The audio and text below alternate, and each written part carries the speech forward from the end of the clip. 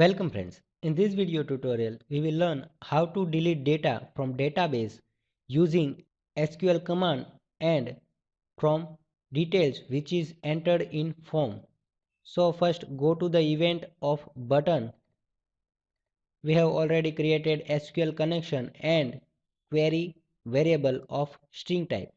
Now write delete query in this variable. I am writing delete from table name which is customer, delete from must where name is equal to the name which is entered in text box txt name. So the name which is entered in this text box which we have created in the form will be deleted from the must table. Now open the connection using cn.open function and create SQL command cmd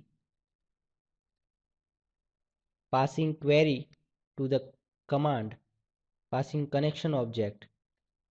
Like previous example, we have to just execute this query. So cmd dot execute non query function, and I am changing the label value and displaying message that data deleted.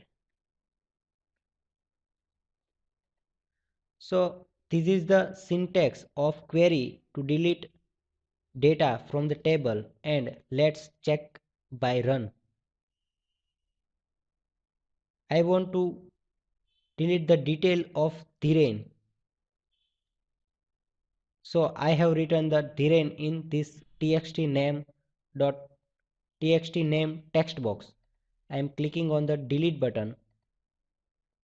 We can see data is deleted. So label is displaying this message. Now let's check into the database. We can see we cannot find the data of Dhiren.